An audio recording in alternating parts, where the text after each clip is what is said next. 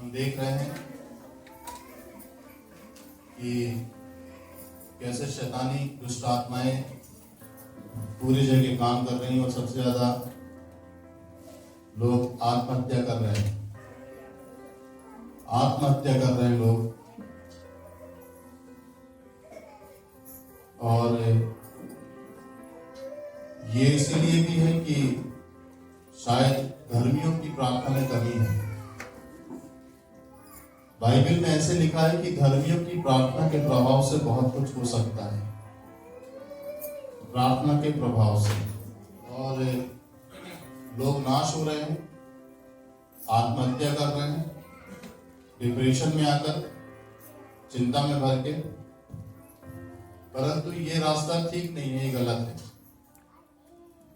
आत्महत्या करने का मतलब है यीशु मसीह को त्यागना, और यीशु मसीह को त्यागने का मतलब है जीवन को त्यागना। लोग जीने के लिए कितना करोड़ों रुपए खर्च कर देते हैं अपने लिए, है ना? घर बेच देंगे, मकान बेच देते हैं केवल चंगाई के लिए।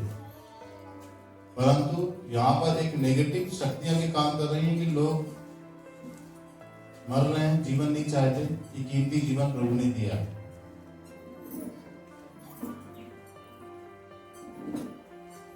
ये स्पिरिट हैं और ये आत्माएं हैं जो काम कर रही हैं आत्महत्या की, लोगों के अंदर समाकर। जैसे बाइबल में लिखा है कि यहूदा इस्करियोती जो जिसने यीशु मसीह को पकड़वाया 30 चांदी के सिक्कों में, वो पकड़वाने के बाद निराशा से भर गया। और बाइबल में ऐसे लिखा है कि यहूदा इस्करियोती के अंदर शैतान समाया, और शैतान जब समाया उसके अंदर, तब उसने यीशु मसीह को 30 चांदी के सिक्कों में पकड़वाया। पकड़वाने के बाद उसे पता चला कि उसने गलत किया, रियलाइज हुआ जब शैतान उससे हटा।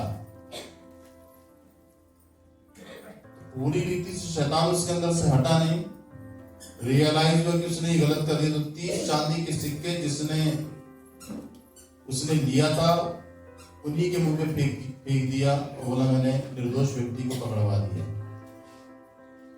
निकलने के बाद वो अलग हो गया प्रभु से, और अलग होने के बाद उसने फांसी लगा दी और वो मर गया। तो आप यहां से समझ सकते हैं कि दुष्ट आत्मा जब लोगों के अंदर समाती हैं तब लोग आत्महत्या करते हैं।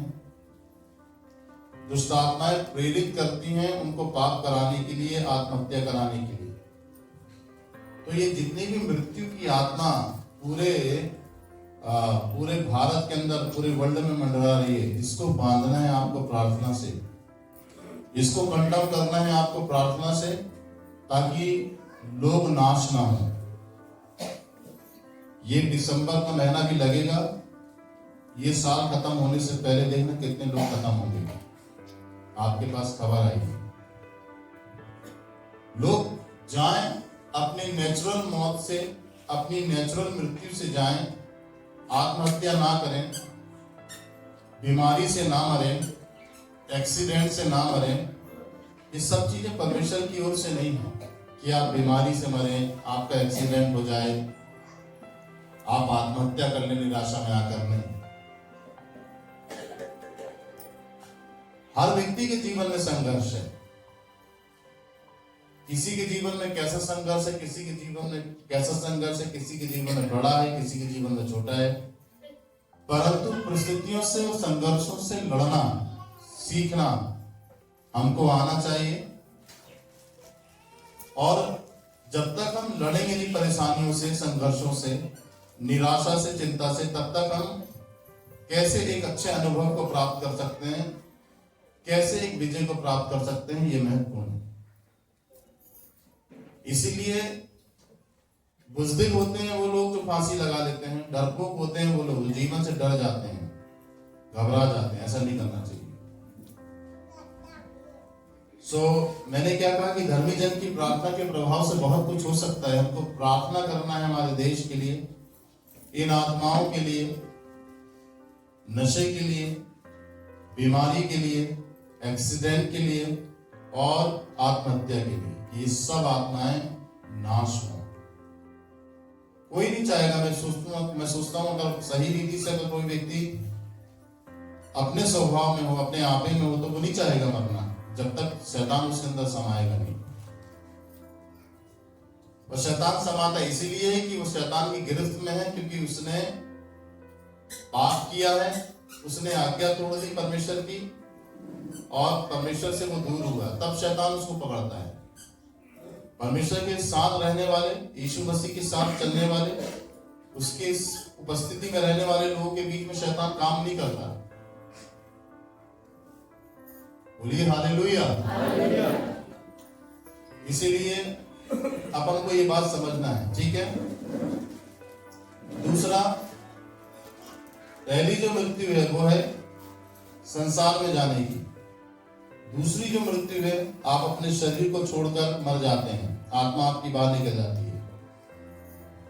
तो पहली मृत्यु आत्मिक मृत्यु होती है जब हम परमेश्वर के पास आकर, जब हमारे जीवन में परीक्षाएं आती हैं, तब हम परमेश्वर से दूर हो जाते हैं, क्योंकि हम परीक्षा झेलना नहीं चाहते हैं। हम परीक्षाओं में आशीष पाना नहीं चाहते हैं, इसलिए हम परमेश्वर से दूर हो जाते हैं। बहुत सारे लोग जब प्रभु में, यीशु मसीह में आते हैं, लेकिन चलते चलते चलते चलते जब परीक्षाएं जीवन में आई उनके, तो वो दूर हो जाते हैं, है ना। थोड़ी सी तकलीफ या थोड़ा सा कष्ट जीवन में आया तो दूर हो जाते हैं। फिर मैं जाके मिलता हूँ या उनसे बात करता हूँ तो वो ये कहते हैं कि भैया पहले तो ठीक थे हम, परंतु प्रभु में आने के बाद, चर्च में जाने के बाद हमारी समस्या और बढ़ गई। अब इसको क्या कहेंगे कि परमेश्वर परीक्षा कर रहा है आपकी, या फिर आप ये कहेंगे कि आपकी शैतान परीक्षा कर रहे हैं। तो शैतान की परीक्षा तो जायज है। उसकी परीक्षा यह है कि अगर वो आपकी परीक्षा लेगा शैतान, तो आपको मौत के घाट उतारेगा। परमेश्वर अगर आपकी परीक्षा लेता है तो वो आपके फायदे के लिए है कि वो आपको परीक्षा के द्वारा आशीषित करता है, अनुभव देता है। दोनों परीक्षाओं में अंतर है। अच्छा, परीक्षा में जाना जरूरी है,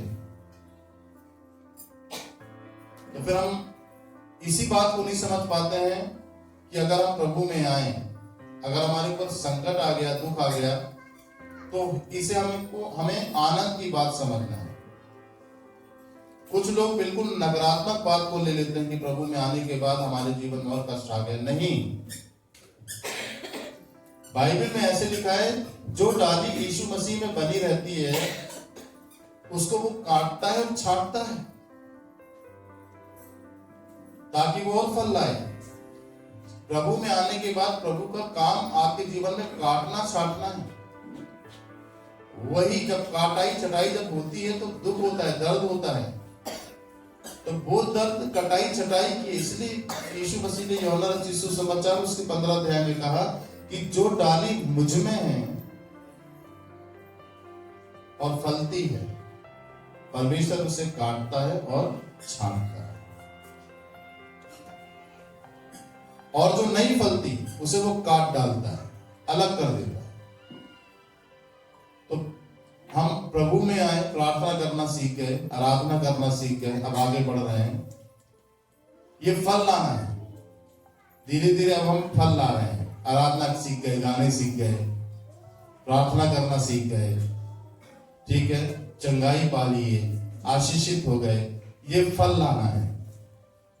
तो अभी इतने से परमेश्वर संतुष्ट नहीं कि आप छोटे छोटे 2-4 फल लाए, नहीं। परमेश्वर चाहता है आप फलों से भर जाए, जैसे एक पेड़ फलों से भर जाता है, लद जाता है फलों से, ऐसी परमेश्वर चाहता है फलों से भर जाए। इसीलिए उसको कहता है कि तुम बहुत सा फल लेके आओ, बहुत सा फल, मतलब बहुत सारे फल लेके आओ। तो ये सब चीजें आराधना में, प्रार्थना में बढ़ना, आशीषित होना, ये फल है।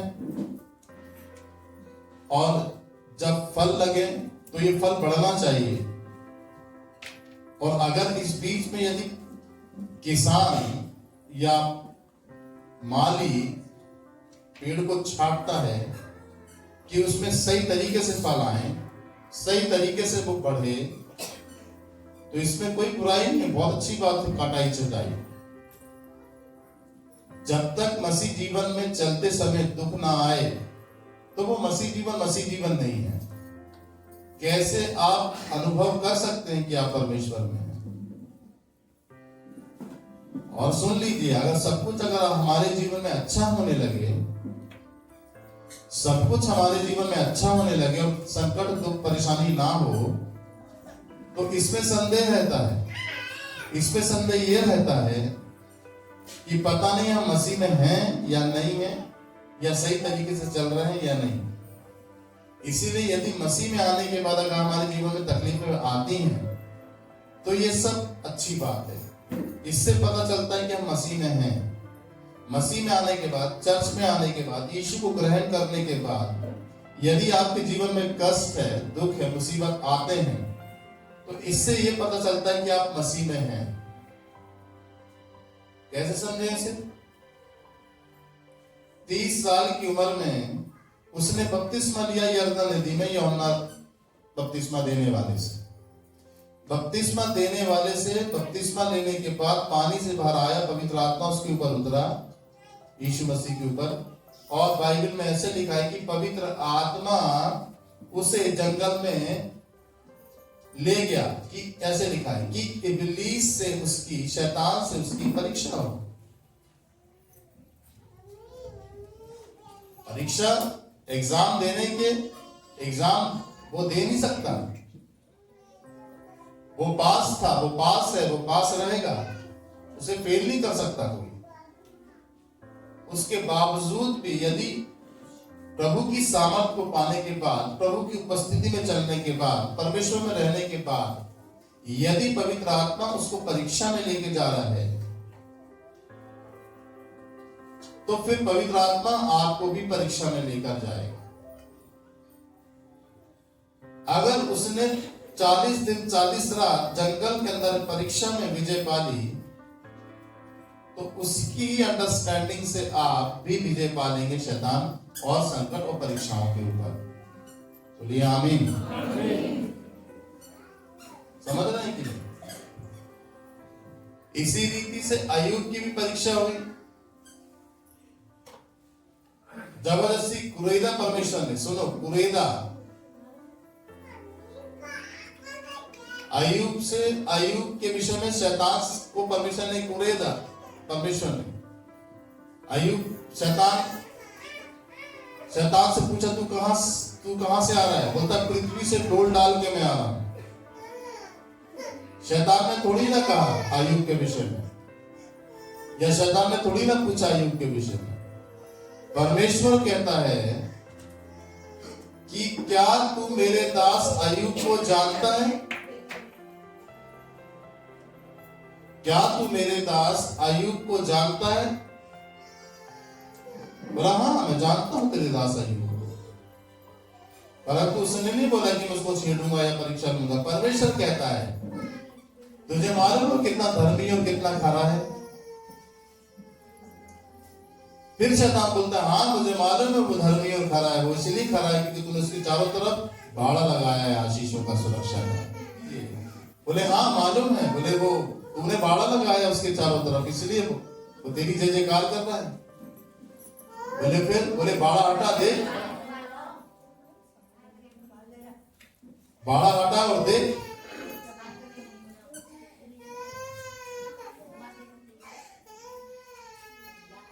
बोले ठीक है, जाके देख, जो कुछ कर सके तो कर ले, पर उसकी आत्मा को मत छूना। बोले ठीक है, अभी देख तेरी निंदा करेगा तेरे मुंह पे। अय्यूब की ज्यादा तो बात कर रहा ना, अभी देख परीक्षा आई तो तेरी निंदा करेगा। बोले जा, सब कुछ तू कर लेना उसके साथ, पर उसके प्राण को मत छूना, वो मेरा है। और वो गया और परेशानी डालने लगा अय्यूब के ऊपर। परंतु अय्यूब परमेश्वर की दृष्टि में परखा हुआ व्यक्ति था। परमेश्वर जानता था कि जितनी भी दिक्कतें आएंगी अय्यूब स्लिप नहीं होगा, बैलेंस बिगड़ेगा नहीं इसका। परमेश्वर जानता था। हमको भी परमेश्वर के साथ रहकर परमेश्वर को अपने में विश्वास योग्यता में लाना ये बहुत जरूरी है। यदि हम आते आते भटकते हैं या पाप में गिरते हैं तो हम परमेश्वर के प्रति विश्वास योग्य नहीं है। फिर परमेश्वर एक बड़ी ब्लेसिंग को हमारे जीवन में कभी भी नहीं दिखा पाएगा कीमत चुकाने के बाद। कीमत चुकाने के बाद ही परमेश्वर एक बड़ी आशीषों को हमको दिखाता है। बोलिए जोर से हालेलुया, बोलिए प्रेज द लॉर्ड, हालेलुया। यहां पर देखेंगे हम निकाले वचन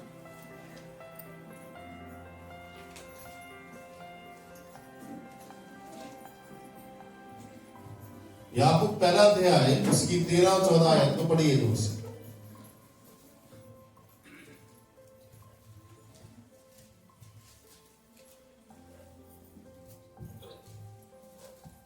याकूब पहला अध्याय उसकी 13-14 आयत को पढ़िए।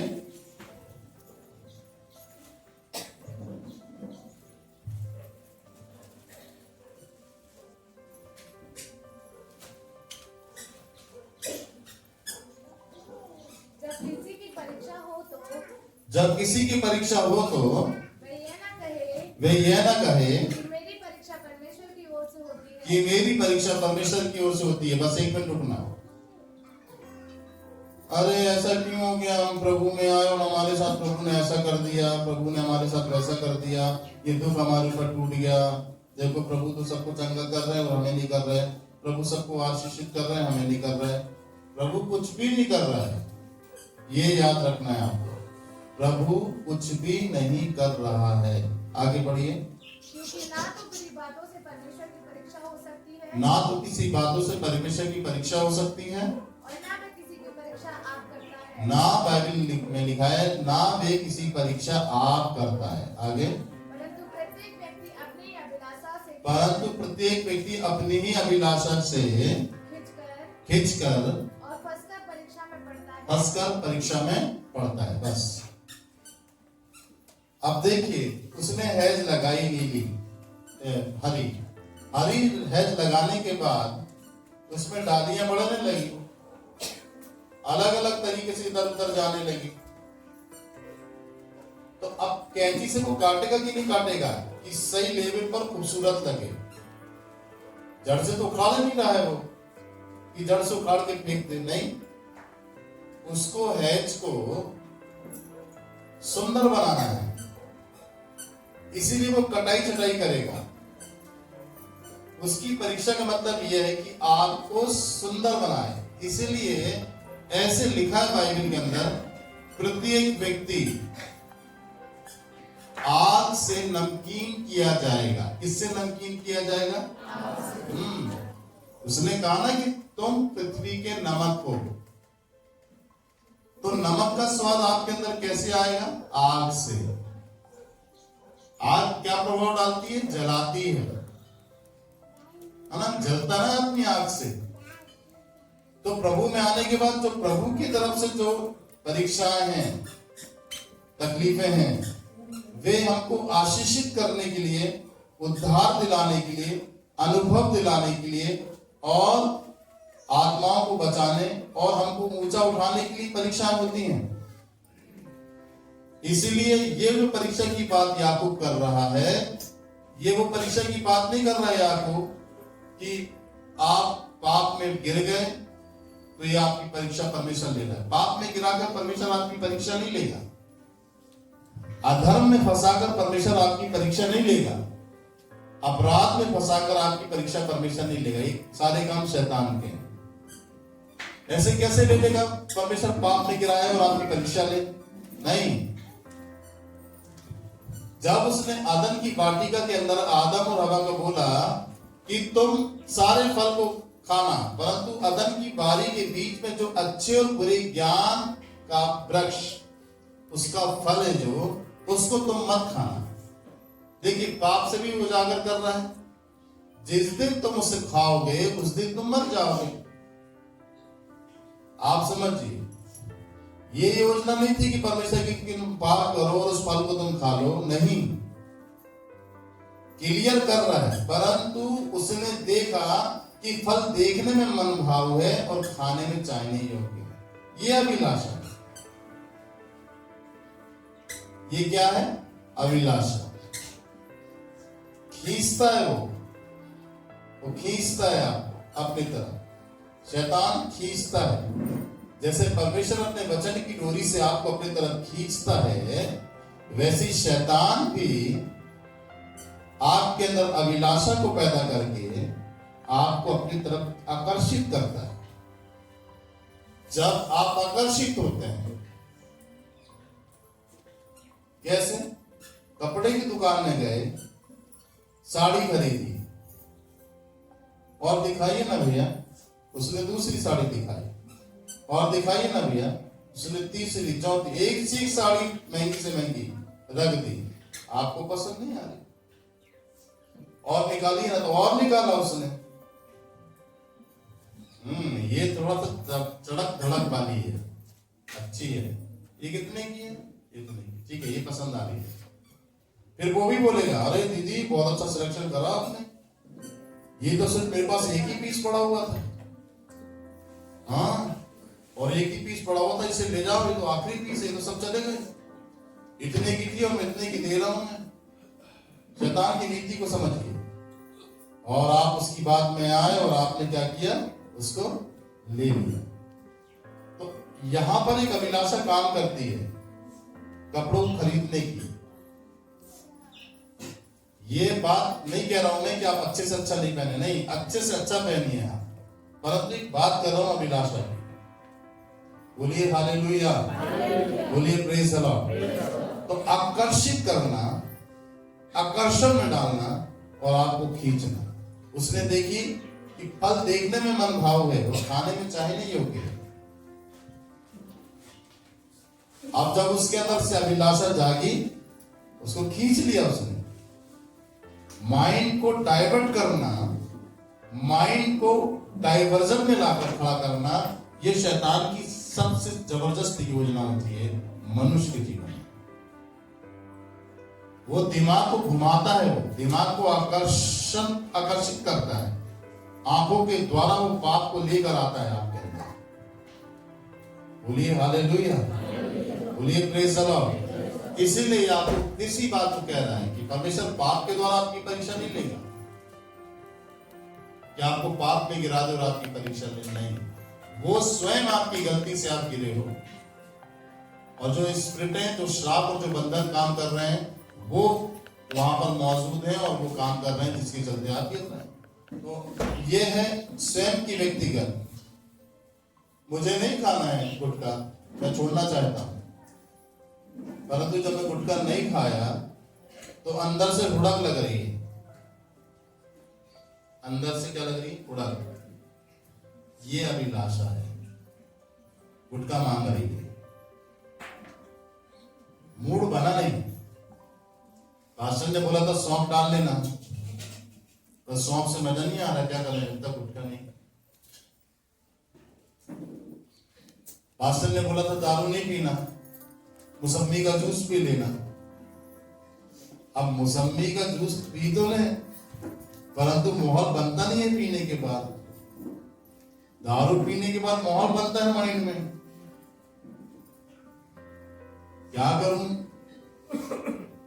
अब पिछले रविवार को बातचीत हो रही थी, वो भाई आए थे जो स्टाफ में से भरे हुए थे, चंगाई मिल गई। मैंने बोला दारू छोड़ दो, बोलता ऐसे कैसे छोड़ दो, कभी ना कभी तो थोड़ा बहुत पी ले करूं। तो जिस तरीके से लोग बोल रहे थे ना, ये सब अभिलाषाएं हैं। क्या है ये? यही अभिलाषा याकूब कहता है गर्भवती होती है और पाप को जन्म देती है। जब पाप बढ़ जाता है तो क्या होता है? मृत्यु को लेकर आता है। बोलिए hallelujah, praise the Lord, praise the Lord, praise the Lord. इसलिए याद रखिए कि एक जवान लड़का दारू पीता और गुटखा खाता, काम नहीं करता, काम कभी करता, फिर घर में आता, फिर नहीं करता, फिर बैठ जाता, फिर माँ पेरेंट्स बोलते बेटा जाके काम करो ना, तो खुदा ने उसके हाथ में अच्छा हुनर दिया, काम करता, फिर घर में आ जाता, सच्ची गवाही है, नाम नहीं लूंगा मैं, फिर काम करता। तो क्या होता कि अब काम पे नहीं जाता, काम पे नहीं जाता है, तो फिर गुटखे का और शराब को कैसे निकलेगा? तो अपने पेरेंट्स को बोलता है मुझे पैसे दो, मुझे पैसे दो। तो पेरेंट्स बोलते नहीं देंगे, मुझे पैसे चाहिए, तो नहीं देते पेरेंट्स। तो फिर क्या करता है? वो घर का सामान बेचता है। माँ बाप चले जाते हैं ड्यूटी, तो घर का सामान बेचता है। घर का सामान जब माँ को पता चलता है, बाप को पता चलता है कि लड़के ने घर का सामान बेचा है, क्या बेच दिया? 2 सिलेंडर थे, 1 सिलेंडर बेच दिया। कितने में बेच दिया? 1500 रुपए। सिलेंडर कितने का मिल रहा है? खाली 2200 रुपए का। माँ परेशान। फिर तीसरे दिन फिर उसको भड़क लगी, अभिलाषा जागी, मेरे को पैसे दो, तूने सिलेंडर बेचा? बोला हाँ बेचा। क्यों बेचा? जरूरत थी। क्या जरूरत थी? तूने मुझे पैसे नहीं दिए। अब माँ बाप हार रहे हैं 2 जनवरी से। अब माँ को डर लग गया कि अगर मैं नहीं दूंगी पैसा तो ये सिलेंडर गैस बेच देगा, फिर कुछ और सामान बेच देगा। तो माँ देखती है, अब वो पैसे को लेकर के जाके, जो माँ ने बाप ने दिया पैसा, वो लेकर के जाकर के दारू पी गई, गुटखा खा के। वो अभिलाषा काम कर रही, देखिए खिंच रहा है वो, उसका ज्यादा ध्यान दारू में है, उसका ज्यादा ध्यान गुटके में है, और वो वहां खिंच रहा है। शैतान धीरे धीरे अपना पूरा एरिया तैयार कर रहा है उसकी लाइफ में। उसके बाद फिर ये हुआ कि जब अभिलाषा गर्भवती हुई तो पाप को जन्म दी। पाप कैसे जन्म हुआ? पाप कैसे? गुटखा खाना पाप है, शराब पीना पाप है। दूसरा सबसे ज्यादा बड़ा पाप, उसने अपने माता पिता की इज्जत करना बंद कर दिया। माँ ने मना किया पैसे देने से, माँ ने मना किया, बाप ने मना किया पैसे देने से, बाप को मारा उसने, अपनी माँ को मारा। तो बाइबल क्या बोलती है कि जब अभिलाषा गर्भवती होती तो पाप को जन्म देती। पाप देखिए, माँ बाप पे हाथ उठाना, पाप पे, अनर्थ है। इसके बाद फिर क्या हुआ? धीरे धीरे धीरे जब माँ बाप पे हाथ उठाना कि नहीं देना, नहीं करना, नहीं देना, नहीं देना, दारू गुटखी खाने से देखो क्या हालत है, देखो दारू पीने से क्या हालत है, किडनी इसके लीवर सब खराब होते चले जा रहे हैं, ये मान नहीं रहा, नहीं देंगे, तो हाथ उठाना। अब सहमे माँ बाप, डरे माँ बाप, क्या करें? क्या करें? मरना भी नहीं चाहिए लड़का, माँ बाप से इसमें कोई प्यार नहीं करता बच्चों को। माँ जो होती है, बाप जो होता है, वो बच्चों को जितना भी बुरा हो जाए, बच्चा कितना भी गलत हो जाए, वो बच्चों को अपने छोड़ते नहीं है। ये स्वभाव है, ये पिता परमेश्वर की ओर से मिला है माँ बाप को। कितना भी बुरा हो जाए बच्चा, कितना भी गलत हो जाए, माँ बाप बच्चे को नहीं छोड़ते। प्रेम है, माँ बाप इंतजार करते हैं, आज नहीं कल, कल नहीं परसों बदल जाए, अच्छा हो जाए, इसलिए नहीं छोड़ते, यही बच्चा खूबसूरत हो जाए। बच्चा इस बात को नहीं समझता है। बच्चा जो होता है माँ बाप की फीलिंग से खेलता है। बच्चा जो होता है वो माँ बाप के भावनाओं से, माता पिता की भावनाओं से खेलता है, खिलवाड़ करता है। वो माँ बाप की भावनाओं को नहीं समझ सकता। इसी रीति से समझिए, जब हम पाप करते हैं, हम किसी अपराध में हम फंसते हैं, तो हम परमेश्वर के साथ चलने के साथ, परमेश्वर के संग चलना, परमेश्वर के साथ जब हम चलने लग जाते हैं, परमेश्वर पे जब हम विश्वास करने लग जाते हैं, तब अगर हम पाप करते हैं, अधर्म करते हैं, तो समझ लीजिए आप, हम परमेश्वर की भावनाओं से खिलवाड़ कर रहे हैं, परमेश्वर की फीलिंग से खिलवाड़ कर रहे हैं।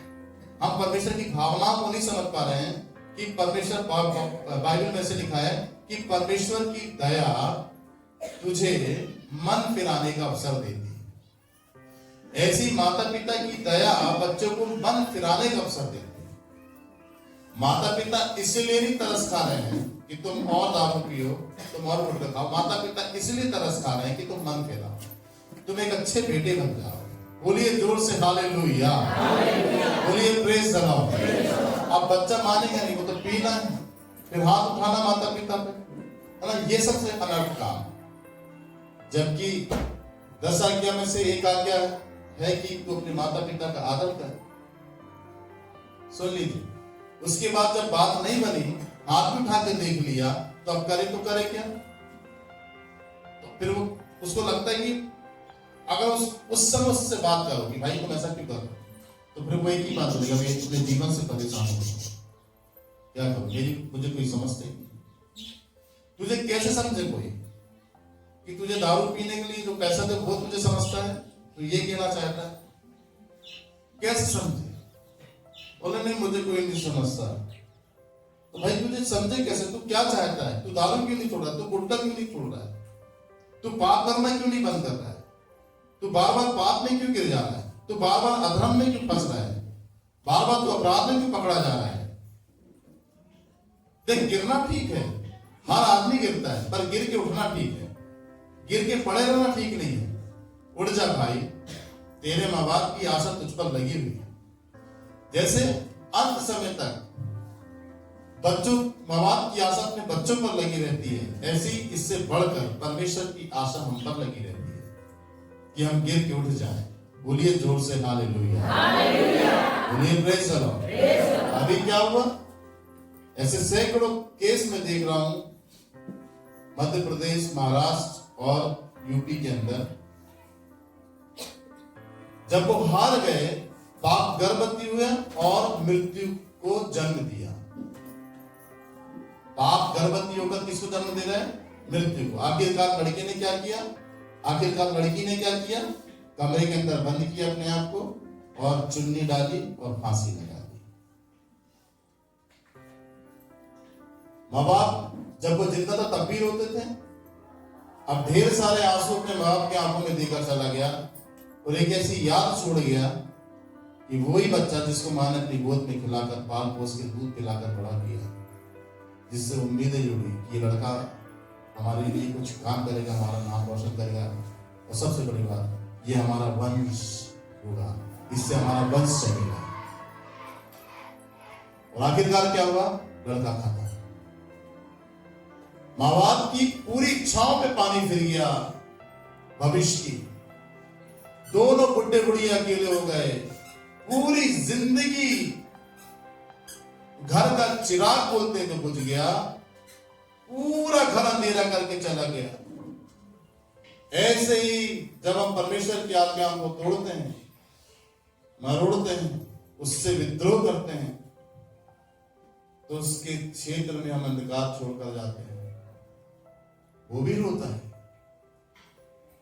ऐसा नहीं है वो रोता नहीं, वो रोता है, वो परेशान होता है।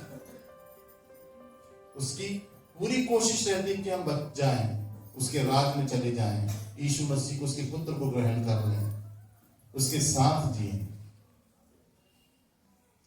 अब सब कुछ चला गया, सब बर्बाद हो गया, अब कुछ हासिल नहीं। किसके लिए जी रहे थे माँ बाप?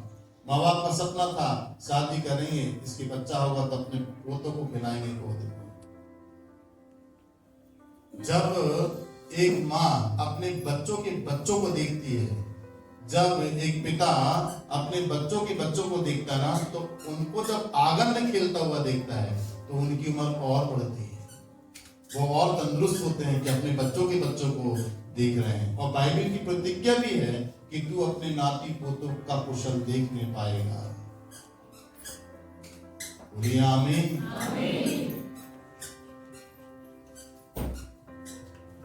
तो ये केवल हमारे साथ ही नहीं, ये सब पूरी दुनिया के अंदर ये स्थिति है। इसके लिए हमें यीशु मसीह को अच्छे से समझना होगा कि कैसे उसने पाप के ऊपर विजय पाई, परीक्षाओं के ऊपर विजय पा करके वो निष्कलंक परीक्षाओं से निकला। अब जंगल के अंदर 40 दिन और 40 रात जब शैतान से 3 बार उसकी परीक्षा हुई, सुनते जाइए, और वहां पर ऐसे लिखा है कि शैतान उसके पास से चला गया। सुन लीजिए, इसका मतलब ये नहीं है कि शैतान उसके पास से चला गया, दोबारा भी आया। जंगल से बाहर निकलने के बाद दोबारा भी वो आया। कैसे? जब वो सुसमाचार सुना रहा, जब लोगों को बता रहा, तब उसको पथराव करने के लिए लोग ढूंढ रहे हैं, मार रहे हैं, उसको मार डालने के लिए लोग ढूंढ रहे हैं। तो शैतान उसके सामने से तो चला गया, परंतु लोगों के अंदर से काम कर रहा है। शैतान आपके सामने से चला तो जाएगा और आप परीक्षा पे विजय भी पा लेंगे, परंतु फिर दूसरा क्या करेगा, वो लोगों के अंदर से काम करेगा। अभी तो आपको सपने में दिखाई दे रहा था वो, अभी तो आपको दर्शन में दिखाई दे रहा था वो, अब वो लोगों के द्वारा सामने फेस टू फेस आपसे बात करेगा। जंगल के अंदर उसके विचारों के अंदर काम कर रहा है कि इस पत्थर से कोई रोटी बन जाए। जब आप विचारों पर विजय पा लेते हैं, जैसे यीशु मसीह ने विचारों पर विजय पा ली, तो फिर वो फेस टू फेस मनुष्य को लाकर सामने खड़ा करता है। जैसे शास्त्री फरीसी सदूकियों को सामने लाकर फिर खड़ा किया। आप समझ लीजिए, अगर शैतान आपके पास से चला जाता है तो आप ये मत सोचिए कि वो चले गया, नहीं, वो दूसरी योजना बनाता है आपको फंसाने की। फिर दूसरी योजना भी फेल हो जाती तो फिर तीसरी योजना बनाता है आपको फंसाने की। यहां पर यीशु मसीह को देखिए कि जब जंगल में शैतान उसके पास से चला गया और उसने विजय पा ली परीक्षा पे, तो शैतान ने छोड़ा नहीं उसको, लोगों के द्वारा काम करा उसने, शास्त्री फरीसी सदूकियों के द्वारा। और देख लीजिए, आप दूर मत जाइए, खुद के चेले के द्वारा शैतान ने काम किया कि उसको पकड़वा दिया। जब तक शैतान नहीं चाहता था कि ये मरे, शैतान नहीं चाहता था कि क्रूस पर इसका बलिदान हो, शैतान नहीं चाहता था कि इसका खून जरा से भी भूमि पर टपके। शैतान जानता था अगर ये मरा, इसका खून टपका, ये क्रूस पर चढ़ा, मैं गया। सेम प्रोसेस है आपकी लाइफ के साथ। आप उठे, संसार के लिए आप मरे। शैतान कभी नहीं चाहता संसार के लिए आप मरे। शैतान चाहता संसार में आप जिंदा रहें, आत्मिकता में मरे आए। शैतान नहीं चाहता है कि आप मरे, आप संसारी की रहें। शैतान चाहता है संसार के रीति रिवाजों में जिए। शैतान चाहता है जैसे संसार चल रहा है वैसे आप चलें। शैतान ये चाहता है। वो नहीं चाहता कि आप वचन को माने, वो नहीं चाहता आप वचन को पढ़ें, कि आप संसार को छोड़ दें, संसार से दूर हो जाएं, संसार की बातों से दूर हो जाएं। नहीं चाहता वो कभी भी। वो कभी नहीं चाहेगा आप आज्ञाओं को माने। आज्ञाओं को मानेंगे आप पवित्र हो जाएंगे, आज्ञाओं को मानेंगे आप परमेश्वर के जैसे बन जाएंगे। जोर से बोलिए आमीन, बोलिए हालेलुया। कभी नहीं चाहेगा, कभी नहीं चाहेगा कि आपके अंदर परफेक्शन आए। कभी भी नहीं चाहता था कि यीशु क्रूस पर चढ़े, परंतु यीशु क्रूस पर किस स्तर पर चढ़ा मालूम है आपको? किस शर्त पर यीशु ने खून बहाया क्रूस पर, आपको मालूम है? किस शर्त पर यीशु मसीह तीसरे दिन मारा गया और तीसरे दिन मृतकों में से जीवित हुआ? किस शर्त पर हुआ ये मालूम है आपको? केवल अपने आप को पवित्र रखने में, धर्मी रखने में और सत्यता के वचन जो परमेश्वर के उस पर चलने से और क्रूस के लायक बना। अगर उससे कोई गलती हो जाती,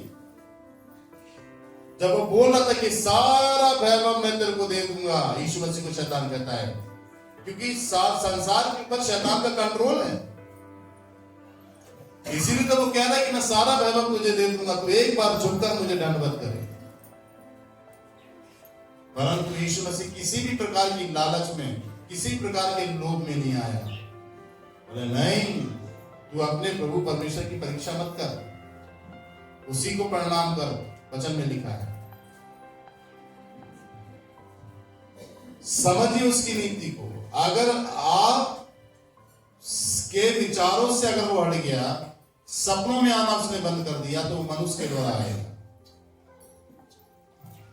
फिर मनुष्य के द्वारा हट जाए तो फिर वो वचन से काम करेगा आपकी लाइफ में, वचन को मारेगा आपकी लाइफ में।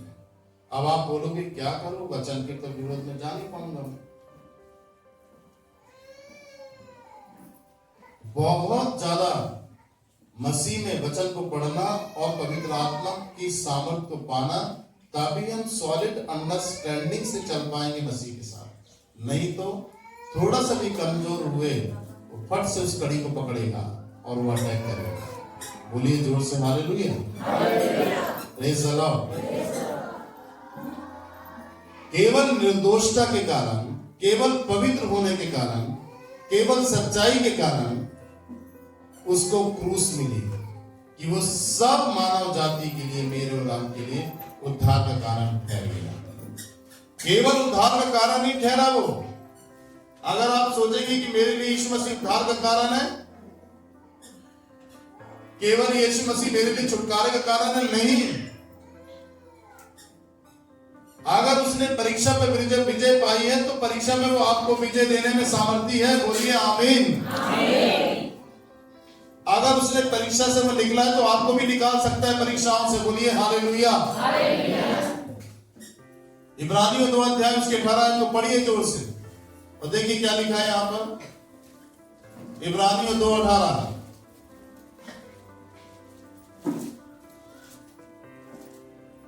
इब्रानियों 2:18 पढ़िए।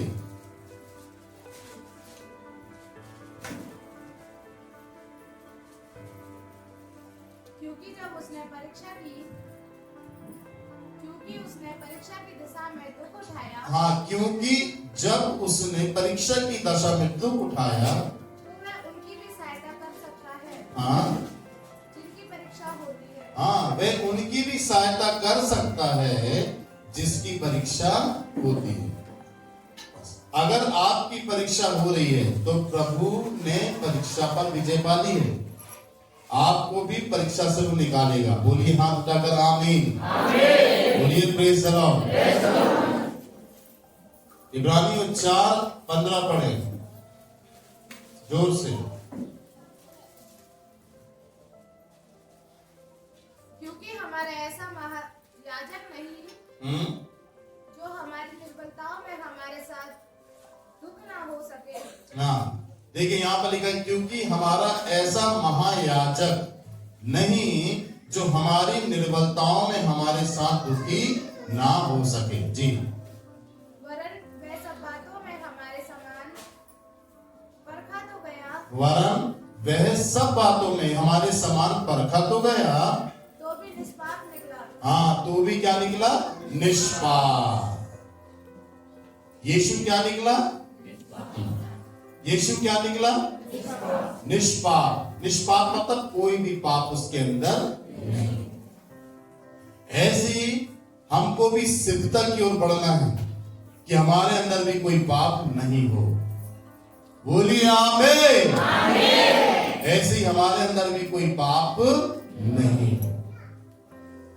धीरे धीरे एक पाप को छोड़ना, खत्म करना जीवन से और प्रभु की धार्मिकता में आना, ये बहुत इंपॉर्टेंट है प्रत्येक विश्वासियों के लिए।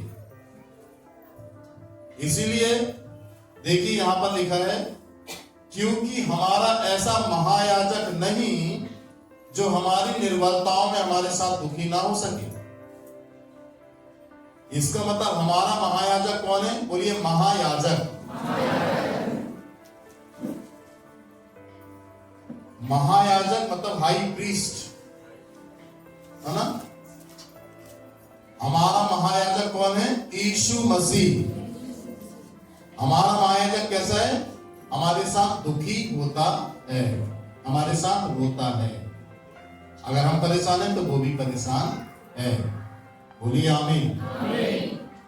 इसलिए बाइबल बोल रही है क्योंकि हमारा ऐसा महायाजक नहीं जो हमारी निर्बलताओं में हमारे साथ दुखी ना हो सके, वरन वह सब बातों में हमारे समान परखा तो गया। बोल रहा है हमारे समान, जैसे हमको परख होती है हमारी, ऐसी परख यीशु मसीह की भी हुई है।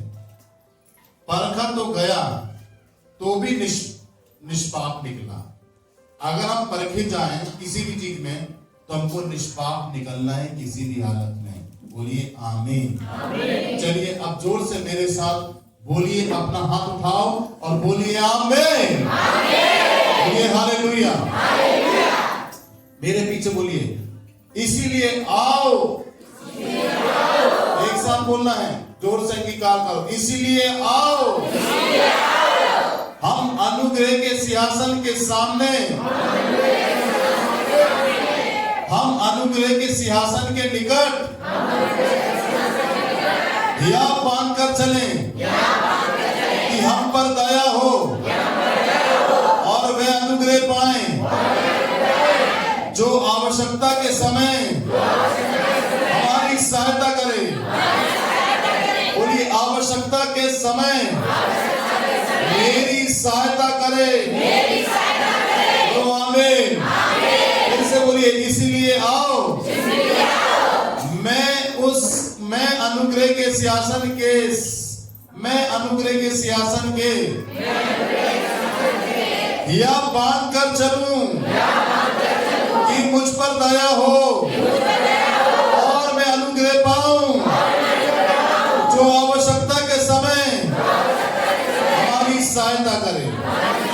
बोलिए जोर से हालेलुया, प्रेज द लॉर्ड। आवश्यकता के समय हमारी क्या करे? सहायता। सहायता क्या करे? अनुग्रह। किससे मिलेगा अपन को? ये मसीह यीशु से। या बांध कर चलना है हमको। बोलिए आमीन। कैसे चलना है? या बांध कर। बोलिए प्रेज द लॉर्ड। इसीलिए जैसे वो निकला वैसे आपको भी निष्पाप निकलना है। होगी बराबर परीक्षाएं, पर अलग अलग परीक्षाएं हैं। परमेश्वर की परीक्षाएं आपको आशीषित करने, बदलने और आपके जीवन में एक बड़ी आशीष को लाना, एक बड़ी सुधार को लाना, वो वाली परीक्षाएं परमेश्वर की। करेक्शन करना आपकी लाइफ में, सुधार करना, सुंदर आत्मिक जीवन को बनाना आपके। परमेश्वर की परीक्षाएं वे हैं। शैतान की परीक्षाएं वे हैं, आपको खत्म करना, आपको विश्वास खत्म करना, परमेश्वर के विद्रोह में लाकर खड़ा करना, परमेश्वर के विरोध में लाकर खड़ा करना, परमेश्वर के अगेंस्ट खड़ा करना। यह शैतान की परीक्षा है। इन दोनों परीक्षाओं को परखना है। यदि आप चर्च में रेगुलर आ रहे हैं, वचन पढ़ रहे हैं, प्रार्थना कर रहे हैं, और अगर आपको दिक्कत आ रही है तो आपको और प्रार्थना करना है और वचन को पढ़ना और चर्च जाना है रेगुलर। आने दो दिक्कत, क्योंकि जैसे मैंने बताया ना, शैतान नहीं चाहता कि आप सिद्ध बन जाएं। अगर आप सिद्ध बन गए तो शैतान का पत्ता साफ। जैसे वो नहीं चाहता था कि यीशु क्रूस पर चढ़े, वो नहीं चाहता था कि यीशु का लहू आए, परंतु वो छू नहीं सकता था, यीशु मसीह को रोक भी नहीं सकता था, क्योंकि यीशु मसीह के अंदर पाप नहीं था, वो निष्पाप था। अगर यीशु मसीह के अंदर पाप होता तो रोक लेता वो क्रूस में चढ़ने से। वो रोक ही रहा था, शुरू से ही रोक रहा था। अगर इसका बलिदान हो गया तो मैं तो गया, और हकीकत में वही हुआ। यीशु मसीह का बलिदान हुआ, शैतान को उसने पैर से कुचल दिया। साफ कहती है बाइबल, वो तुझे पैर से, तेरे सिर को पैर से कुचलेगा। बोलिए आमीन। और वही हुआ, यीशु मसीह ने उसके सिर को क्या कर दिया? कुचल दिया। ऐसे ही आप शैतान के ऊपर, दुष्ट आत्माओं के ऊपर, जादू टोने की शक्तियों के ऊपर विजय पा सकते हैं और उसको अपने पैरों से रौंद सकते हैं। ये तब होगा जब आप बिल्कुल पवित्रता का जीवन जिए, वचन को पढ़ें, प्रार्थना का जीवन जिए, संगति में बराबर रहें और बढ़ते चले जाएं। आने दो, दिक्कत आ रही है तो आने दो।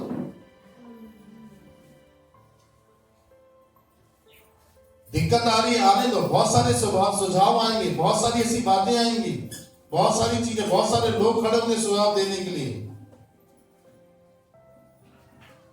परंतु आपको सुनना नहीं है। आपको वचन जो कहता है वही करना है बस। जैसे यीशु मसीह ने कहा कि जैसे मैं अपने पिता को करते हुए देखता हूं, मैं वही करता हूं। ऐसे ही आपको जैसा वचन कहता है वैसे ही आपको करना है।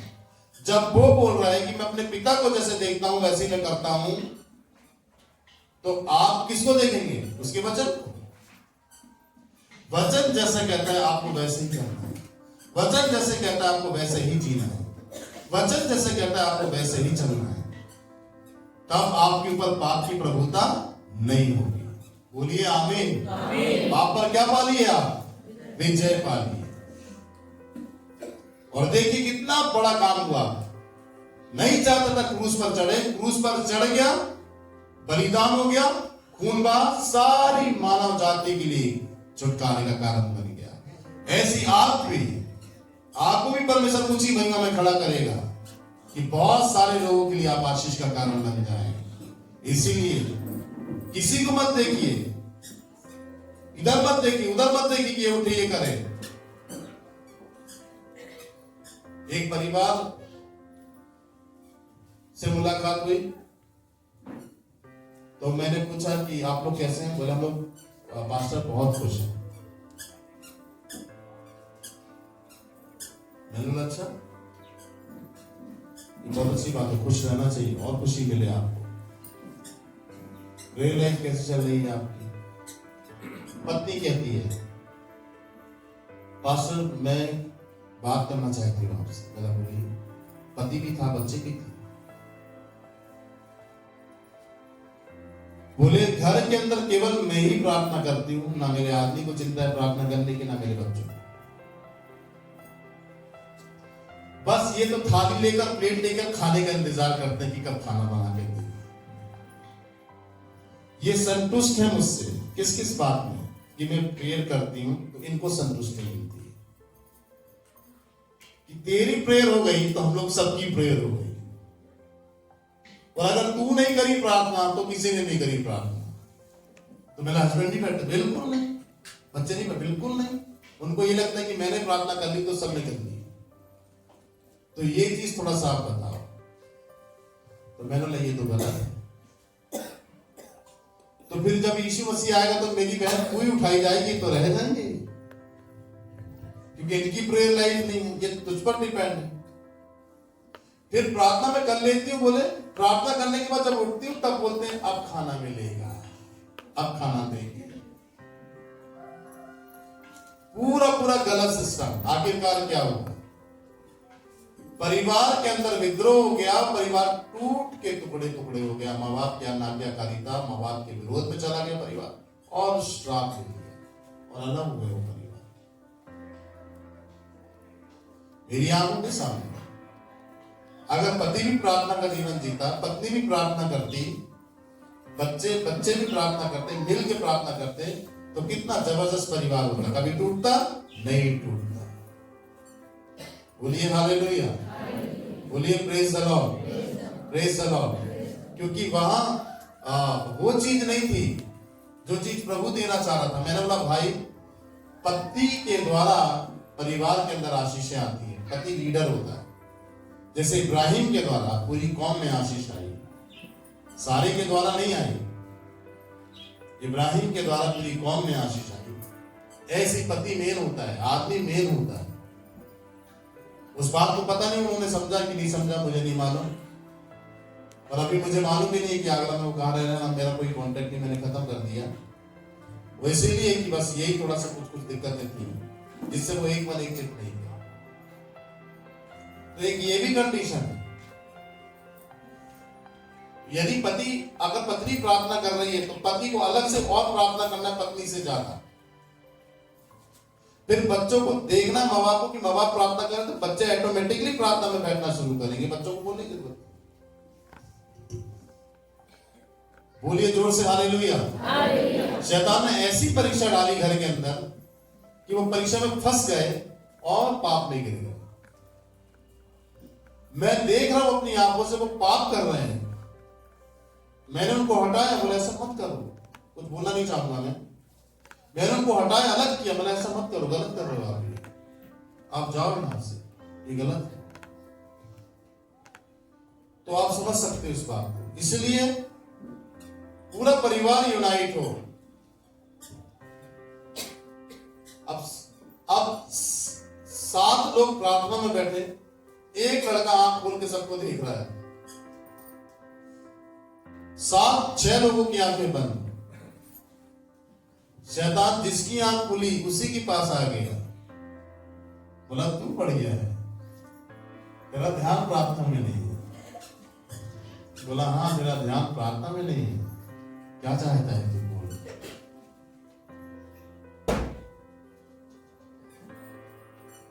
वो सोचा प्रभु है।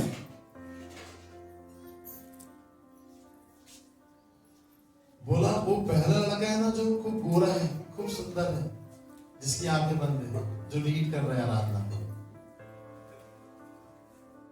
देखो आत्मिकता वाली बात है कि बोले वो लड़के जैसा गोरा मेरे को भी बना है, बस इतनी सी बात, इसलिए तू आंख खोल के देख रहा है। बोले हाँ, बोले ले।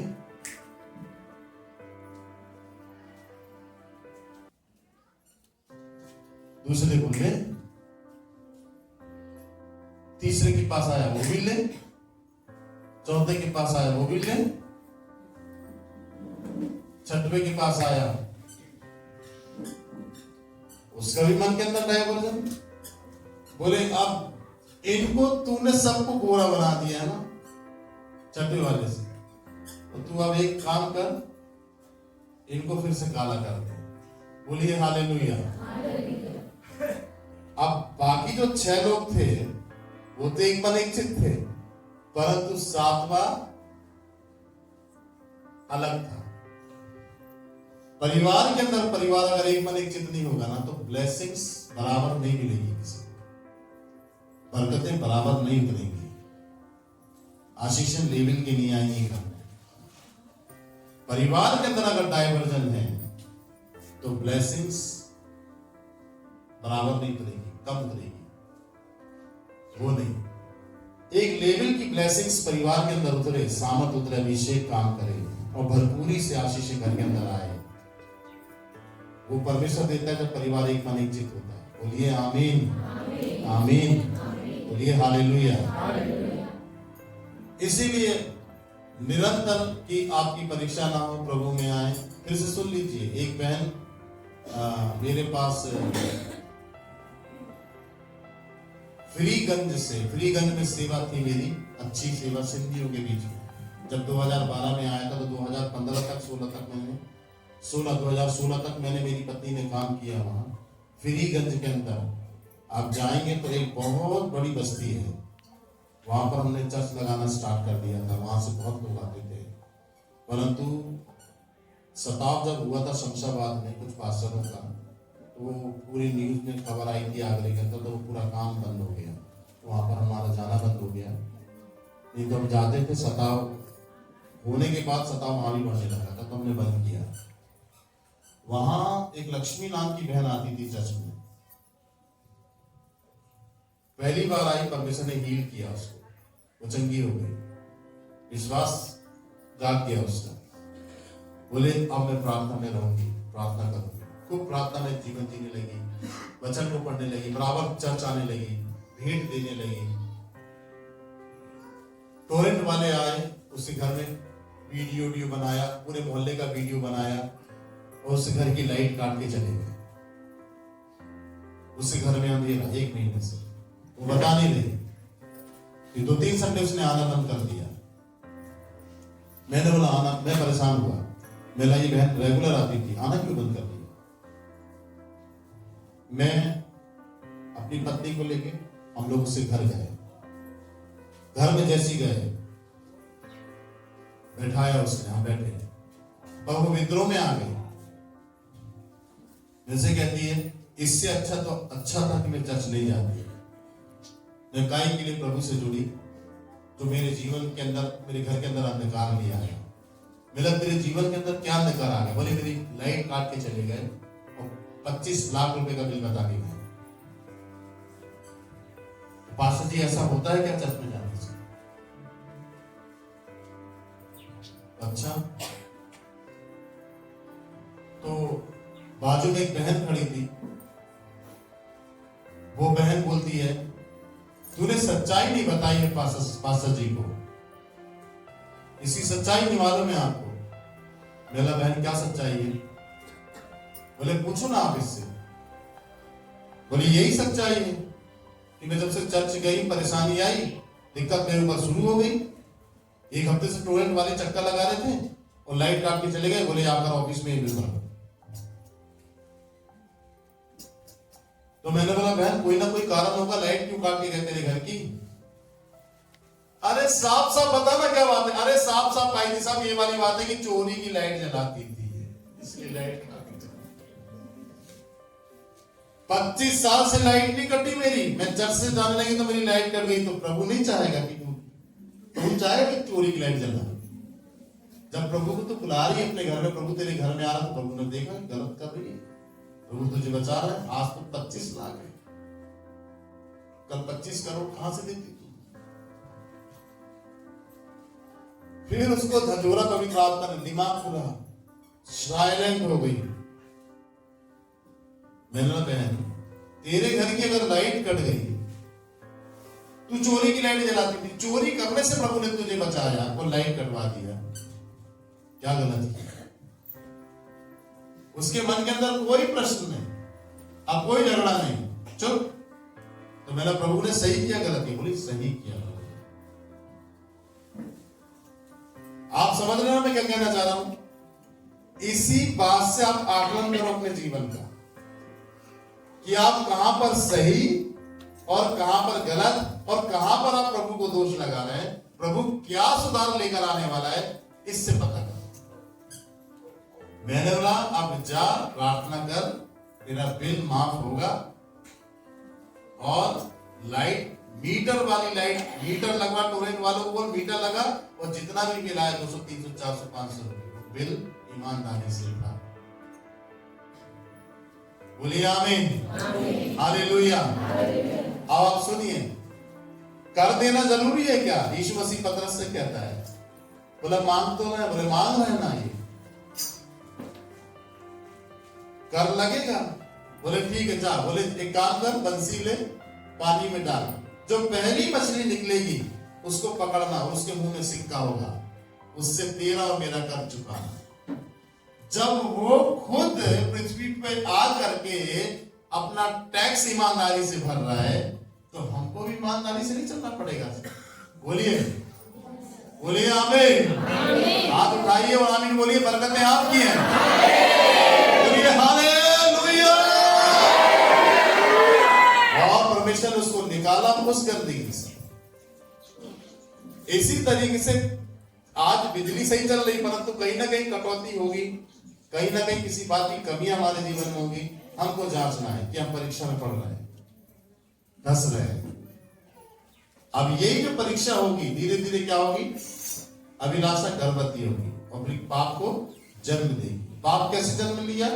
जब लड़का नहीं माना और माँ बाप ने पूरी रोकथाम लगा दी, पूरा ब्रेक लगा दिया, तो पाप ने मृत्यु को लेकर आया। लड़के ने बोला इससे ज्यादा मर जाना ही चाहिए। उसने बांधा चुन्नी पंखे में और बंद करके कमरे चारों तरफ से और पंखे में लटक दिया, मर गया। अब उसको जीवन मिलेगा? नहीं मिलेगा। जीवन तब तक था जब वो नशे में मन फिरा लेता, पवित्र बन जाता, नहीं करता नशा, माफी मांग लेता, परंतु पूरी रीति से अभिलाषाएं उसके रग रग में धस गई थी। पाप समा गया था उसके अंदर। ऐसे लिखा है, यहूदा स्कृति के अंदर शैतान समा गया। समा गया का मतलब किसी भी अंग से वो पाप कर सकता है। उसके दिमाग में भी काम कर रहा है शैतान, आंखों में भी काम कर रहा है, उसकी जीभ में भी काम कर रहा है, उसके कान में भी, उसकी उंगलियों में भी शैतान काम कर रहा है। शैतान समा जाना मतलब पूरी देह, पूरी आत्मा और पूरा प्राण शैतान के कंट्रोल में आ जाना आपका। फिर आप नहीं है, फिर आपको शैतान चलाए। जैसे कठपुतली को एक आदमी नचाता है ना, पकड़ के, कठपुतली सुना है ना?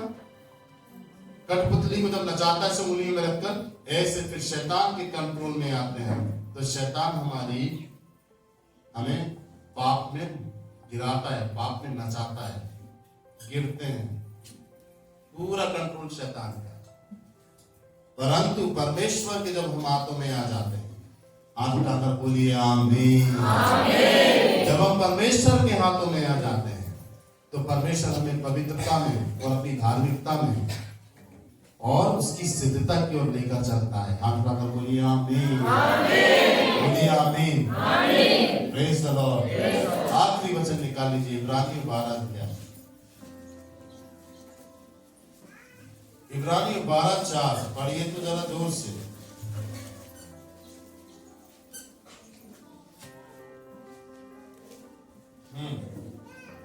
12:4 पढ़ते जाइए। तुमने पाप से लड़ते हुए शांत रहो। तुमने पाप से लड़ते हुए उससे ऐसी मुठभेड़ नहीं की उससे ऐसी मुठभेड़ नहीं की कि तुम्हारे लहू बहा हो, कि तुम्हारा लहू बहा हो। और तुम उस उपदेश को तुम उस उपदेश को जो तुमको पुत्रों के समान दिया जाता है जो तुमको पुत्रों के समान दिया जाता है भूल गए हो। सुन लो ध्यान से, खड़े रहना। यहां पर बाइबल बताती है कि तुमने पाप से लड़ते हुए ऐसी मुठभेड़ नहीं हुई कि तुम्हारा लहू बहा। ठीक है, लहू किसका बहा?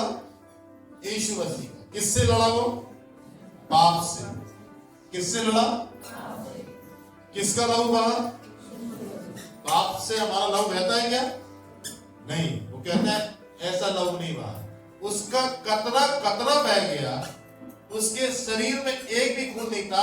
आखिरी में जब भाला मारा तो खून निकले, और खून नहीं था, पानी निकला, क्योंकि पूरा खून निकल चुका था उसका। बोलिए आमीन।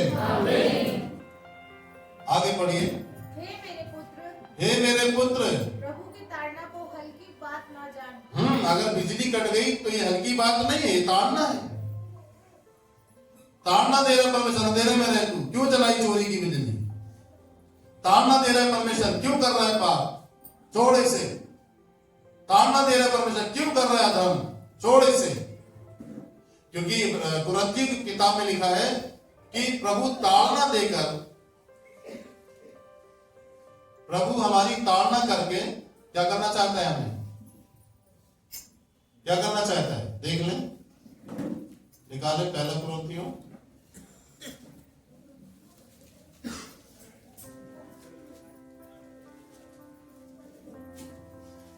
उसका 11 अध्याय उसकी 32 आयत को देखिए।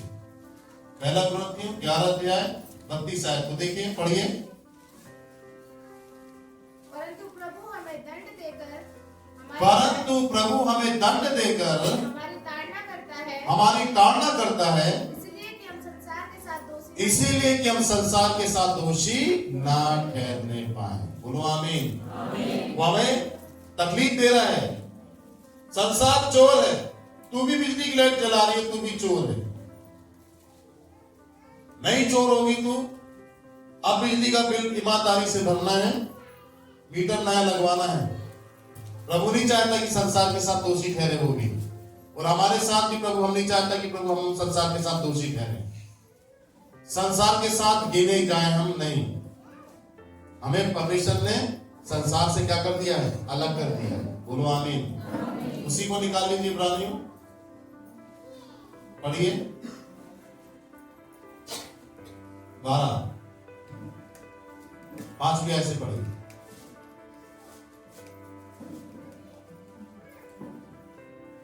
और तुम उस उपदेश को हाँ, जो तुमको पुत्रों के समान दिया जाता है, तुम उस उपदेश को जो तुम्हें पुत्रों के समान दिया जाता है भूल गए हो। हे मेरे पुत्र प्रभु की ताड़ना को हल्की बात न जान। हाँ, देखिए, प्रभु की ताड़ना को हल्की बात मत जान। और जब मैं तुझे घुड़ के तो साहस न छोड़। और साहस ना छोड़। अगर दिक्कत आ रही है मसीह में आने के बाद, इसको तुच्छ नहीं जानना है, इसे आनंद की बात समझना है। चर्च में आ रहे हो रेगुलर, दिक्कत आ रही है, आनंद की बात समझना है। प्रार्थना कर रहे हो, वचन पढ़ रहे हो और परेशानी घर में आ रही है, इसको आनंद की बात समझना है। हाथ उठाकर बोलिए आमीन। आगे पढ़िए। क्योंकि प्रभु जिससे प्रेम करता है, अब देखिए यहाँ पर लिखा, प्रभु जिससे प्रेम करता है उसकी ताड़ना भी करता है, और जिससे पुत्र बना लेता है, उसे कोड़े भी क्या करता है? वो लगाता है। अगर पुत्र आपको बनाया तो कोड़े भी पड़ेंगे आपको। उसका पुत्र था, उससे कोड़े पड़े, तो आपको भी कोड़े जैसा दर्द हो सकता है। जैसे कोड़े पड़ते तो दर्द होता है, ऐसे आपको भी हो सकता है। परंतु आपको प्रभु को छोड़ना नहीं है, क्योंकि प्रभु एक बहुत बड़े बदलाव को आपके जीवन में लेकर आना है, और उस बदलाव को आपको देखना है अपने जीवन में, और एक बड़ी महिमा को भी देखना है, जब प्रभु आपको एक बड़ी महिमा देगा। हाथ उठाकर बोलिए आमीन। आगे चलिए। तुम दुख को ताड़ना समझकर सह लो, हाँ, जो दुख आए मसीह में आने के बाद उसको ताड़ना समझकर सह लो। परमेश्वर तुम्हें पुत्र जानकर तुम्हारे और बाइबल बताती है, परमेश्वर तुम्हें पुत्र जानकर तुम्हारे साथ बर्ताव करता है। आगे, वह कौन सा पुत्र है हाँ, जिसकी ताड़ना पिता नहीं करता? वह कौन सा पुत्र है जिसकी ताड़ना पिता नहीं करता? यदि वह ताड़ना जिसके भागी सब होते हैं, यदि वे ताड़ना जिसके भागी सब होते हैं तुम्हारी नहीं हुई, तुम्हारी नहीं हुई, तो तुम पुत्र नहीं। हाँ, अगर मसीह में आने के बाद अगर दुख नहीं आया जीवन में तो हम उसके पुत्र नहीं। अब आप सोचोगे मैं मसीह में आ गया तो सब कुछ अच्छा हो मेरे साथ, याद रखिए, भूल जाइए, ये नहीं होगा ऐसा, क्योंकि वो बदलाव लाएगा आपके जीवन में। कुम्हार जब मिट्टी को चाक के ऊपर रखता है तो अपने आप बर्तन नहीं बनता, मिट्टी को रौंदता है, कूदता है उसमें, कूदता है उसको, उसके ऊपर रखता है, उसके ऊपर फिर उसको मसलता है, फिर उसको घुमाता है, फिर पानी डालता है, फिर मिट्टी गिरती, फिर उसको उठाता है, फिर लगाता है, फिर दबाता है, फिर आकार वाला बर्तन दबा दबा के घुमा के। अब मिट्टी बोले अरे घूम घूम के चक्कर आ रहा है, मुझे निकाल दे, हटा दे, नहीं होगा ऐसा, क्योंकि वो आकार ला रहा है। बोलिए जोर से हालेलुया। आगे पढ़िए। विचार की संतान ठहरे। हाँ, व्यभिचार की संतान ठहरे। अगर नहीं चले प्रभु के साथ, नहीं माने उसके वचन को और ताड़ना को नहीं समझे, और आप सोचे कि सब कुछ अच्छा हो, ये गलत तरीका होगा, गलत रास्ता होगा, आप गलत वे पे जा रहे हैं।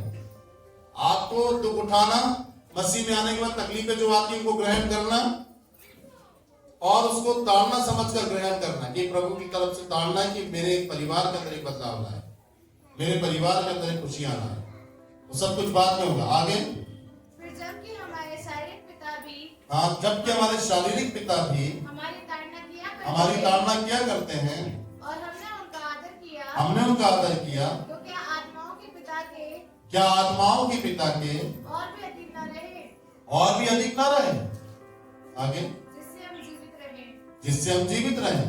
आगे, वे तो अपने अपनी समझ के अनुसार हाँ, थोड़े दिनों के लिए ताड़ना करते थे, हाँ, वे तो अपनी समझ के अनुसार थोड़े दिन के लिए ताड़ना करते थे, पर वह तो हमारे लाभ के लिए करता है। परंतु वह तो हमारे लाभ के लिए करता है। मेरी माँ यहाँ पर बैठी है, जब हम छोटे छोटे तो हम करते थे, नहीं मानते थे, बिल्कुल भी नहीं मानते थे।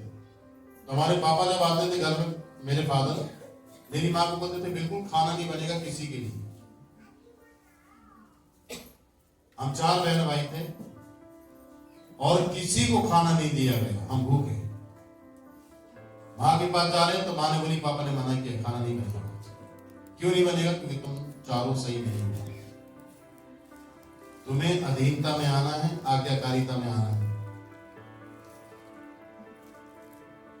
अब हम सर पूजा करें तो करें क्या, खाना तो चाहिए, भूख लगी, परंतु दिक्कत क्या, खाना क्यों नहीं मिला? खाना इसलिए नहीं मिला क्योंकि हमने माता बाप की आज्ञाओं को नहीं माना, तब उन्होंने हमारी ताड़ना की, या कहीं ना कहीं हम गलत रीति से चले तब खाना नहीं मिला। तो ऐसे ब्रेक लगाते थे मेरे माँ बाप, बैठे भी है साहब, मुझसे बताए, ऐसे ब्रेक लगा देते थे, खाना नहीं बनता था और हम परेशान भूख के मारे। और बच्चों को तो 5-5 मिनट के लिए कुछ ना कुछ चाहिए, हमको सुबह से शाम तक कुछ नहीं मिलना है। फिर अपनी गलती को सुधारना, फिर माँ बाप की अधीनता में आना, उनकी आज्ञाकारिता में आना, उसके बाद फिर खाना बनाती थी, फिर खाना खिलाती थी। बोलिए हालेलुया। तो अब जैसे अब शारीरिक पिता माँ हमारी ताड़ना करे और हम सीखे और हम बदले, वो खाना ब्लॉक कर देते हैं, हमारा खाना नहीं खाएगा कोई भी। हमारे कपड़े भी निकाल लेते थे, शरीर के कपड़े उतारो, ऐसे ही रहो बिल्कुल, तो हम पूरे कपड़े पर उतार के दे देते थे, नहीं पहनोगे कपड़े, बिल्कुल ऐसे नंगे रहोगे, सबको दिखो तो। और हम बड़े परेशान, क्या करें, हमारे कपड़े भी ले लिए, खाना भी नहीं दे रहे क्योंकि हमने गलती की, हम उनके अधीन नहीं, उनका कहना नहीं माना। अब सब मोहल्ले के लोग देखें, पड़ोस के लोग देखें, कॉलोनी के लोग देखें, तो हम पहुंच से देखें और हमें रोना है। दिमाग काम किया, बोले क्या, हमने माँ बाप की अनाज्ञाकारिता करी है, इसलिए ताड़ना मिली, इसलिए लोगों के लिए हम हंसी का कारण बन गए। हमने तुच्छ जाना उनको, उनकी बातों को तुच्छ जाना, उनको हमने तकलीफ दी, उनको परेशानी दी, इसलिए वो दुख में आकर हमारे साथ ऐसा बर्ताव कर रहे हैं। तो ये शारीरिक माता पिता जो हमारे साथ ऐसा कर रहे हैं, तो फिर आत्माओं का जो पिता जो सबसे बड़ा यीशु मसीह है वो हमारे साथ नहीं करेगा? करेगा। बोलिए हालेलुया। आगे पढ़िए। कि हम भी उसकी पवित्रता के भागी हो जाएं, इसीलिए कि हम भी, बोलिए इसीलिए कि मैं भी उसकी पवित्रता का भागी हो जाऊं। आमीन। आगे। वर्तमान में हर एक प्रकार की ताड़ना आनंद की नहीं, हाँ, वर्तमान में हर प्रकार की ताड़ना आनंद की नहीं, और शोक की बात दिखाई पड़ती हाँ, है। पर शोक की ही बात दिखाई पड़ती है। आगे। तो भी जो उसको सहते सहते पक्के हो गए हैं, हाँ, अब सहना है परेशानियों को। सहते सहते क्या हो जाना है? पक्के हो जाना है। एक दूसरे को बोलिए सहते सहते पक्के होना है। बोलिए आमीन। फिर से पंडित जी इसी को सहते सहते वाले को। तो भी जो उसको सहते सहते पक्के हो गए हैं, हाँ बाद में उन्हें चौन के साथ धर्म का प्रतिफल मिलता है। हाँ, बाद में उन्हें चैन के साथ धर्म का प्रतिफल मिलता है। इसलिए क्या होना है हमको? ताड़ना में, परीक्षा में क्या होना है हमको? परीक्षा में क्या होना है हमको? परीक्षा में क्या होना है हमको? परीक्षा में क्या होना है हमको? जोर से बोलो, परीक्षा में क्या होना है? परीक्षा में क्या होना है? परीक्षा में क्या होना है? परीक्षा में क्या होना है? परेशानी में क्या होना है? दुख में क्या होना है? तकलीफों में क्या होना है? परीक्षाओं में क्या होना है? फिर से बोलो, क्या होना है? और जो पक्के हो गए हैं उनको बाद में उन्हें चैन के साथ धर्म का प्रतिफल मिलता है। बाद में उन्हें चैन के साथ धर्म का प्रतिफल मिलता है। बैक नहीं होना, पीछे नहीं हटना। बाद में बड़ा प्रतिफल परमेश्वर आपको देगा जो यीशु मसीह को मिला। क्या हुआ उसके साथ? निष्पाप निकला, पाप पर विजय पाई। पाप पर विजय पाने के बाद चैन के साथ आपको क्रूस पर नहीं चढ़ेगा, परमेश्वर की दाहिनी और सिंहासन पर विराजमान है, और स्वर्ग और पृथ्वी का सारा अधिकार उसके पास आ गया। बोलिए आमीन। ऐसी सारा अधिकार परमेश्वर आपके हाथों में कर देगा। सारी चीजें आपके पैरों के नीचे होंगी और आप ऊपर होंगे। हाथ उठाकर बोलिए आमीन। हालेलुया। आंखें बंद करिए।